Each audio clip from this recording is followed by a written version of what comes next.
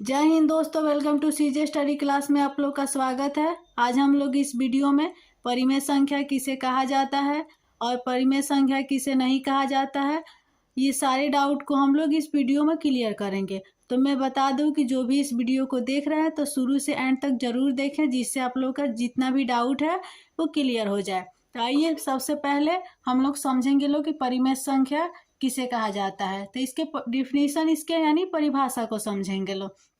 तो देखिए, वह संख्या जिसे हम p बटा क्यू के रूप में लिख सके, जहाँ p और q पूर्णांक हो और q नॉट इक्वल टू 0 के रूप में हो। ठीक है, तो यानी देखिए वह संख्या जो p बटा क्यू के रूप में लिख सके। तो देखिए, जैसे मान लीजिए कि यहाँ पे 3/5, तो ये क्या है, 3 हो गया हमारा p और 5 q, यही हो गया p बटा क्यू के रूप में लिखेंगे लोग। तो 3/5 क्या हो गया, हमारा परिमेय संख्या हो गया, जिसे हम लोग p बटा क्यू के रूप में लिख सकते हैं। ठीक है, अब देखिए जहाँ p और q पूर्णांक हो, ठीक है, तो ये पूर्णांक है। अब यहाँ पे देख लीजिए q नॉट इक्वल टू 0, यानी जो q है वो 0 के बराबर नहीं रहना चाहिए। ठीक है, तो देखिए यहाँ पे क्यों बोल रहा है कि जो कैसे q है जो 0 के बराबर नहीं रहेगा। तो मान लीजिए कि यहाँ पे मैं लिख दूँ 5/0।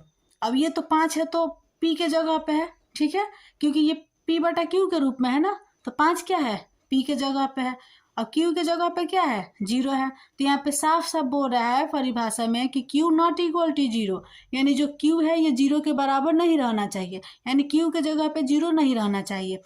तो ये हमारा तो 3/5 ये परिमेय संख्या हो गया, ठीक है, क्योंकि p बटा क्यू के रूप में है। मगर देखिए ये भी तो आप लोग बोलिएगा कि ये भी तो है बटा में, ये ऊपर p हो गया नीचे q हो गया, क्योंकि 5/0 तो यहाँ पे है। लेकिन नहीं, इसमें एक ये है कंडीशन q के साथ कि q जो है कभी भी 0 के बराबर नहीं रहेगा। तो ये जो q के जगह पे 0 है तो ये क्या हो जाएगा हम लोग का, ये परिमेय संख्या नहीं होगा। ठीक है, अब यहाँ तक समझ में आ गया। देखिए यहीं पे अगर रहेगा 18/21, ये क्या हो जाएगा हम लोग का, ये हो गया परिमेय संख्या, परिमेय संख्या हो गया। अब देखिए एक चीज को और हम लोग उदाहरण के तौर पर और भी डिफिनीशन को बारी बारी से समझेंगे लोग। तो आइए, अब देखिए यहाँ तक तो हम लोग समझ गए कि परिमेय संख्या किसे कहा जाता है।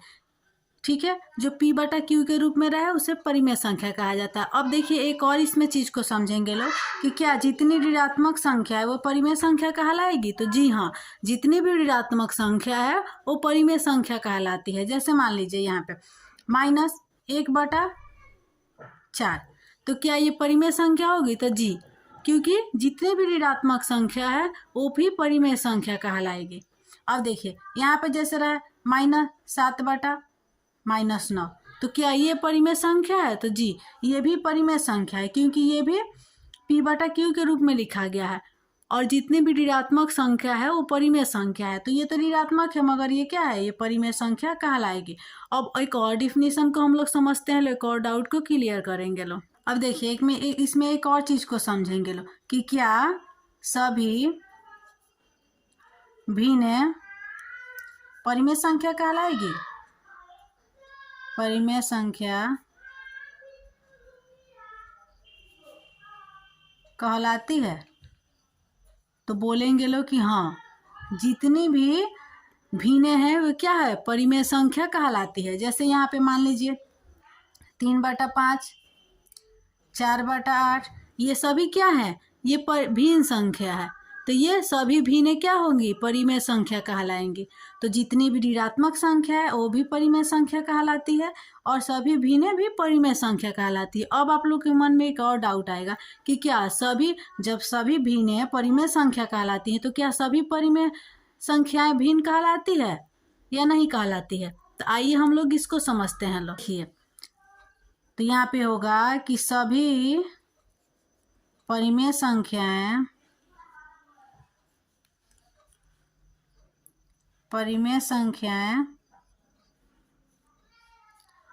भिन्न